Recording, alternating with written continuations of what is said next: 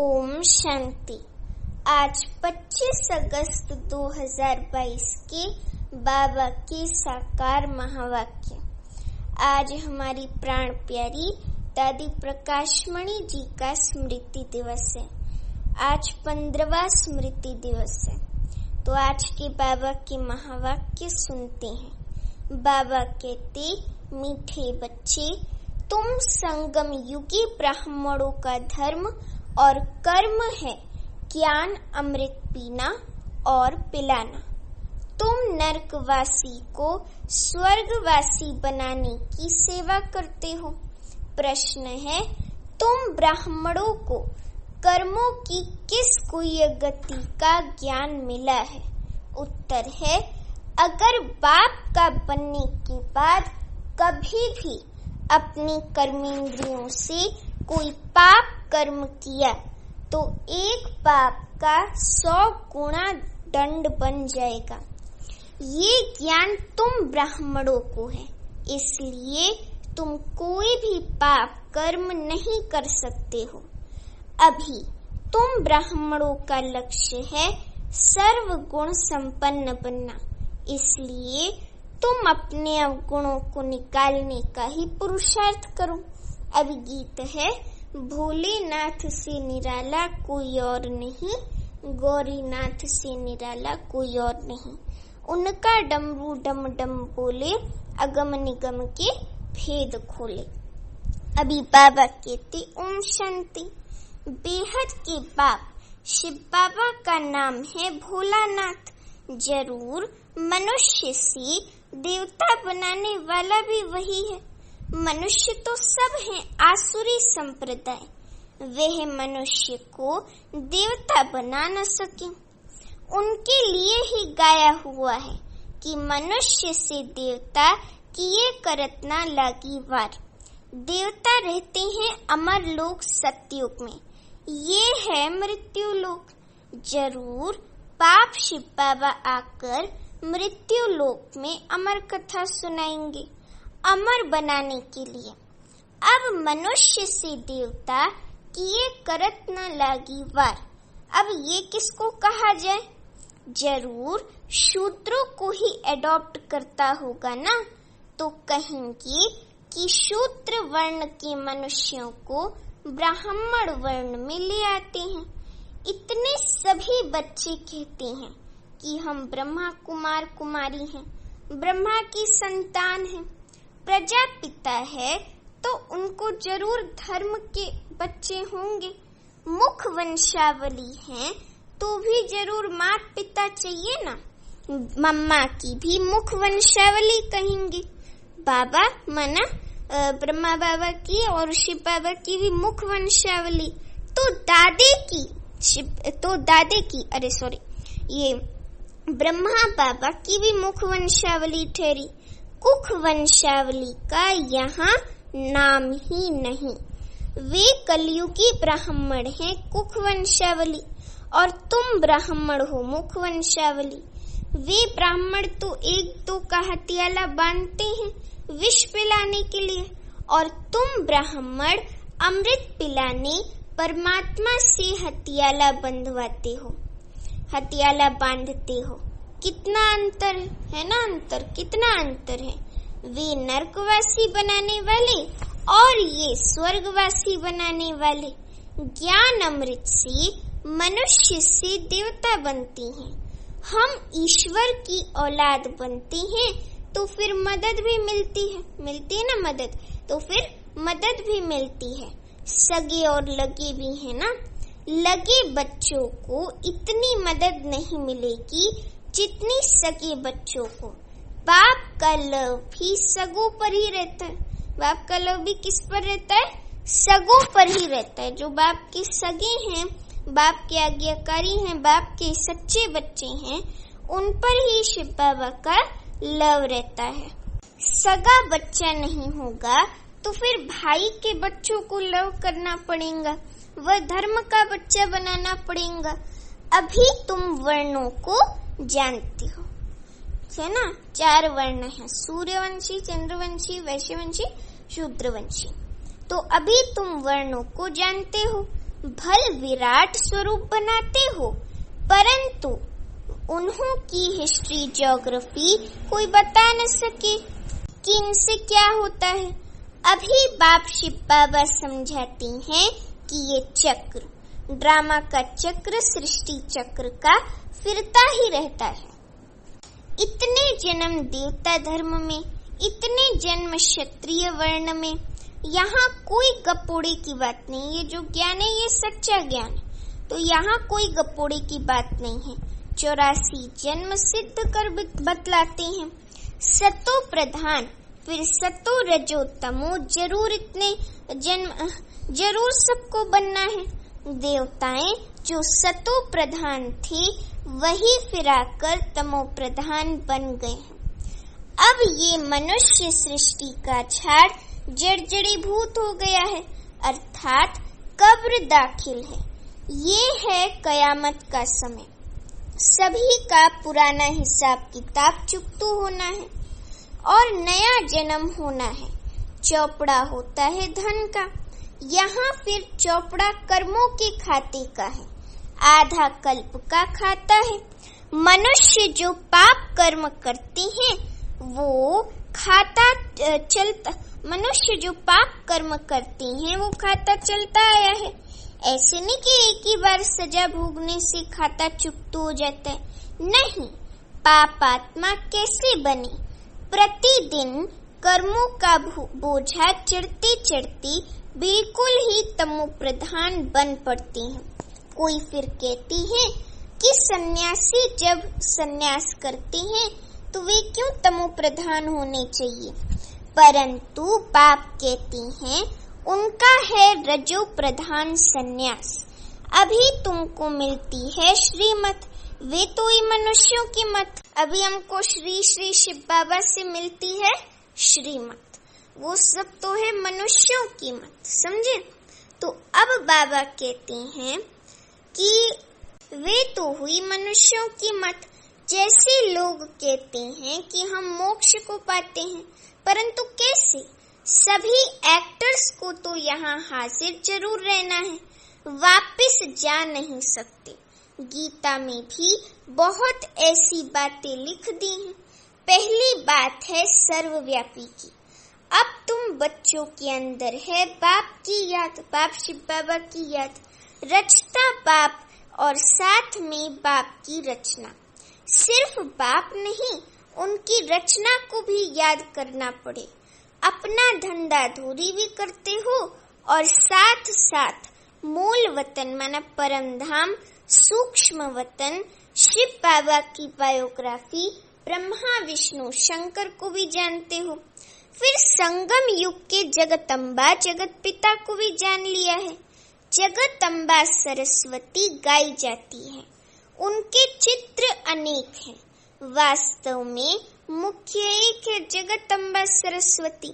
ये ब्रह्मा व्यक्त है जो अव्यक्त बनता है, अव्यक्त के बाद वह ब्रह्मा फिर साकार महाराजा श्री नारायण बनते हैं।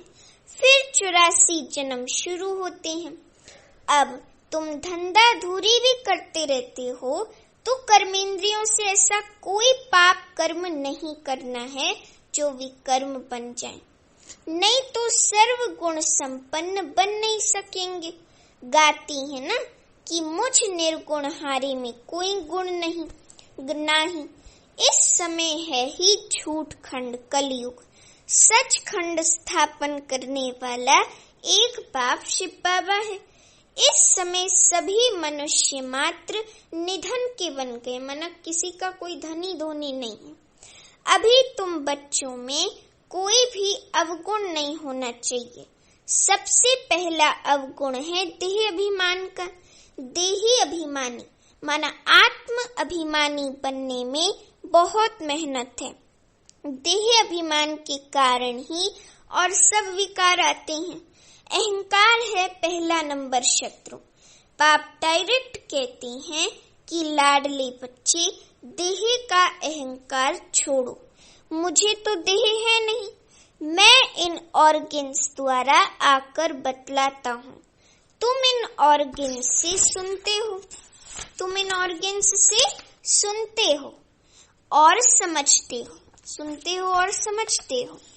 अब बेहद का बाप शिव बाबा मत मन श्रीमत देते हैं कि मुझे याद करो तो तुम्हारे विकर्म विनाश हो जाए। कोई भी ऐसा पाप नहीं करो जो बदनामी हो और पद भ्रष्ट हो जाए। बाप कहते हैं, बच्चे तुम्हें कोई भी राजयोग सिखलाए स्वर्ग का मालिक बना नहीं सकते। अब बाप शिव बाबा तुमको सच समझाते हैं। तुम सत्य के संग में बैठे हो, सच सुनने और सचखंड सतयुग का मालिक बनने के लिए। उनका नाम, शिव बाबा का नाम ही है ट्रुथ, सत्यम शिवम सुंदरम है ना, तो उनका नाम ही है ट्रुथ, सत्य, सच्चा ज्ञान सागर। ये तो बाप कहते हैं कि मैं ज्ञान का सागर हूँ। ज्ञान सागर से तुम ज्ञान नदियाँ निकलती हो। वे नदियाँ तो पानी के सागर से निकलती हैं। वे पतित पावनी कैसे कहलाई जा सकती?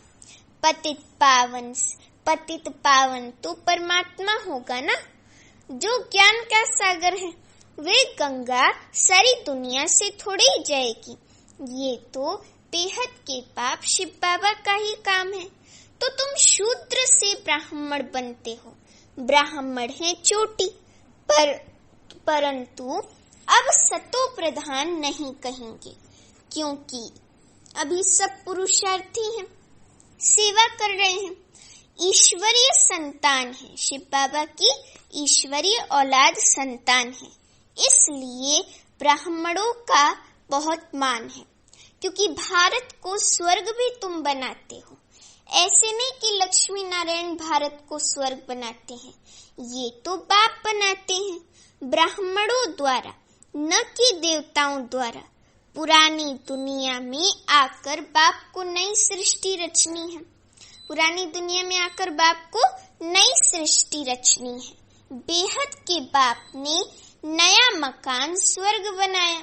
नई चीज को पुराना तो होना ही है।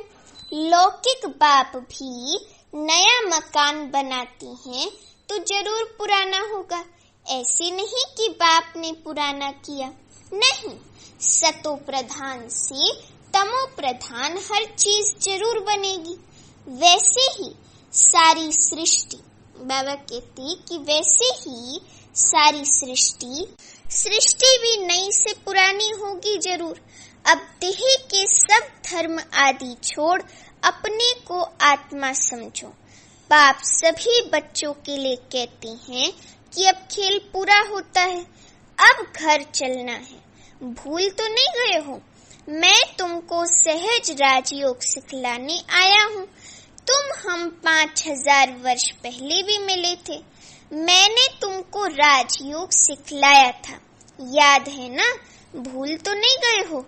मैं कल्प कल्प तुमको आकर बादशाही देता हूँ, तुमको कौड़ी से हीरे जैसा बनाता हूँ। बच्चे कहते हैं, बाबा इस चक्र से छूट नहीं सकते? बाबा कहते नहीं, ये सृष्टि चक्र तो अनादि है, अनादि बना बनाया ड्रामा है। अगर चक्र से छूट जाए फिर तो दुनिया ही खत्म हो जाए। ये चक्र तो जरूर फिरना है। शिव बाबा कहते कि मैं फिर से आया हूँ, कल्प के संगम युगे आता ही रहता हूँ। उन्होंने सिर्फ युगे युगे लिख दिया है। कहते भी हैं कि पतित पावन आओ, पावन बनाओ, सुख धाम में ले चलो। पतित दुनिया में तो दुख ही दुख है। अच्छा, मेरे पास तो 2 धाम है, कहाँ चलेंगे? बाप कहते हैं सुख धाम, सतयुग में बहुत सुख है, और मुक्ति धाम माना परम धाम में जाएंगे तो भी पार्ट में तो आना जरूर है, परंतु जब स्वर्ग पूरा हो जाएगा तब उतरेंगे, स्वर्ग में नहीं आएंगे। क्या तुमको स्वर्ग की इच्छा नहीं है? बाबा कहते, क्या तुमको स्वर्ग की इच्छा नहीं है?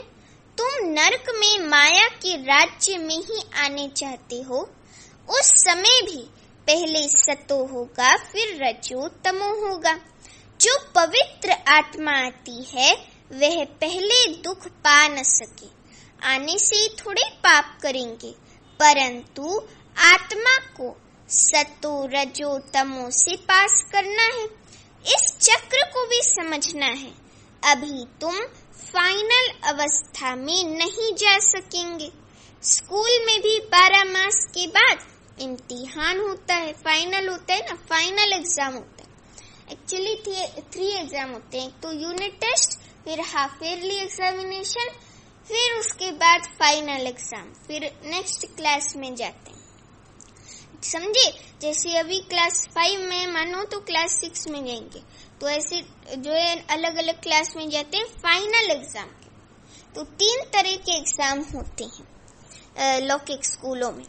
बाबा कहते हैं कि अंत में तुम्हारी अवस्था परिपक्व होगी, बहुत वृद्धि को पाएंगे। कितने सेंटर्स खुले हैं?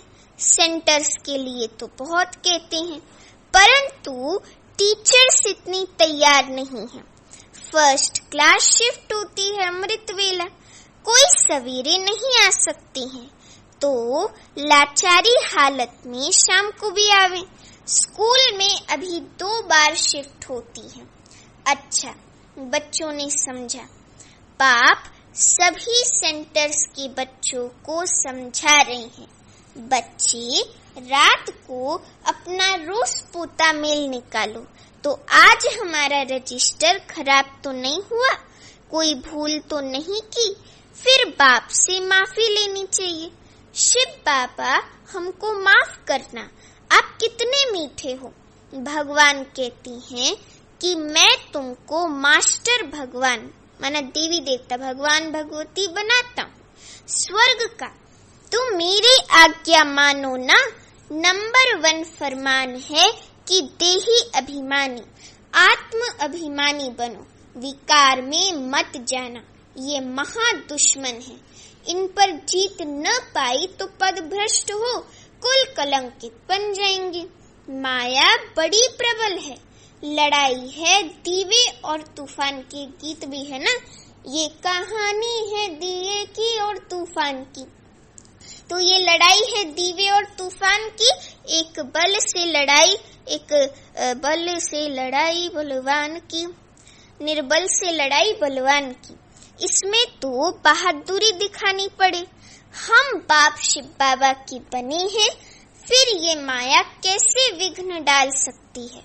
हाँ, तूफान तो मचाएगी, परंतु कर्मेंद्रियों से कभी कोई विकर्म नहीं करना है। बहुत ऊंच पद मिलता है ना, कुछ ख्याल भी करो।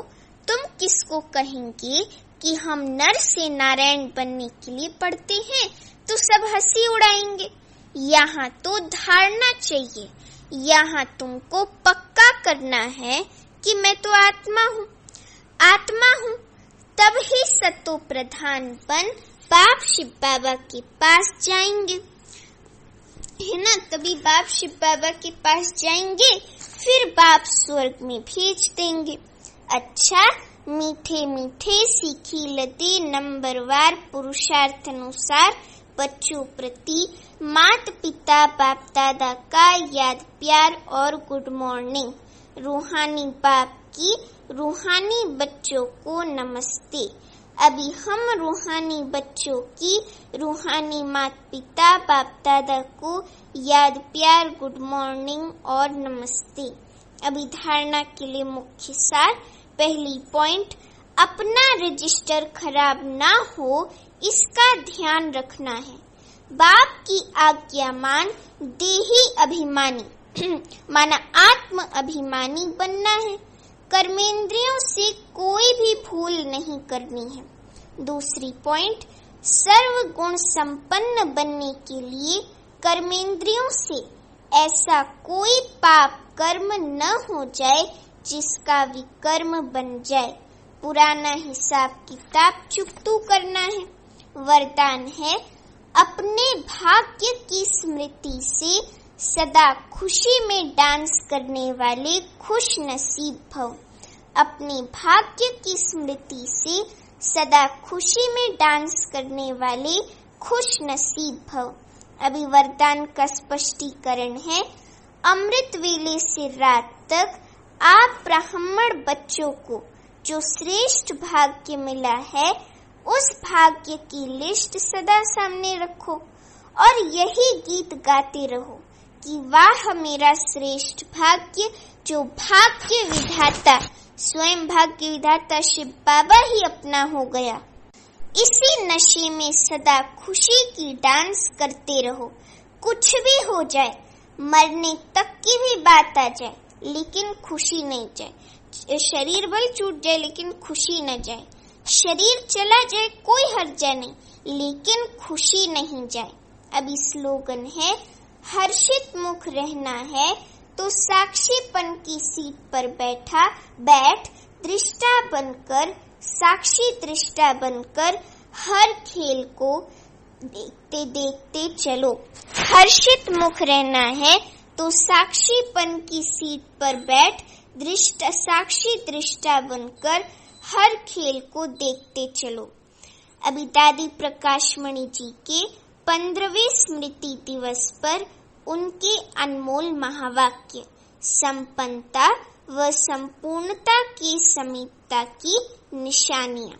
पहली निशानी, आत्मा जितना संपन्न बनती जाएगी उतना मनसा वाचा कर्मणा में कोई भी सूक्ष्म विकार नहीं रहेगा। उन्हें संपूर्णता की मंजिल समीप दिखाई देगी। दूसरी निशानी, मन वचन कर्म से सदा अहिंसक रहेंगे। कभी किसी को न दुख देंगे न दुख लेंगे। जब दुख देना और दुख लेना समाप्त हो जाता है तब संपूर्णता समीप आती है। तीसरी निशानी, जो संपूर्णता के समीप होगा वह बेहद का वैरागी होगा। उसका कहीं पर भी लगाव नहीं होगा। सबसे ममत्व टूट जाएगा। वे सबके बीच में रहते भी न्यारा और प्यारा होगा।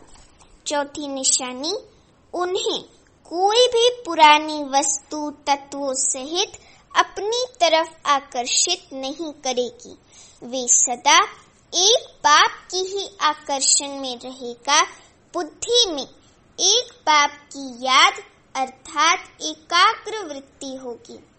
5th पॉइंट, वे खुद से भी संतुष्ट होगा और औरों को भी संतुष्ट करेगा। उसका पढ़ाई की चारों सब्जेक्ट पर पूरा ध्यान होगा। 6th पॉइंट, उनकी साक्षीपन की स्टेज रहेगी। सदा साथी का साथ अनुभव होगा। देह अभिमान की बुद्धि से अथवा पुरानी चाल चलन से किसी को भी दुख नहीं देगा। दृष्टि वृत्ति में रूहानियत और अलौकिकता होगी। 7th पॉइंट, प्यूरिटी में फुल होगा। सिर्फ ब्रह्मचर्य नहीं लेकिन ब्रह्मचारी होगा। किसी में भी उसकी आंख नहीं डूबेगी क्योंकि उसे नशा रहता कि हम किसकी संतान हैं। 8th पॉइंट, वह किसी का अवगुण चित पर नहीं रखेगा। वह किसी के अवगुण नोट नहीं करेगा। पुरानी चाल पुराने संस्कार की तरफ बुद्धि नहीं जाएगी। वह सदैव स्वचिंतन में रहेगा। 9th पॉइंट, जैसे साकार बाबा ने सदैव अपने को वर्ल्ड सर्वेंट कहा, जितना महान उतना निर्माण होकर रहा। निराकार निरअहंकारी, वैसे सदैव अपने को सेवाधारी समझना, ये भी संपूर्णता की निशानी है। 10th पॉइंट, वे अपने को सदैव निमित्त समझेगा। महिमा को कभी स्वीकार नहीं करेगा।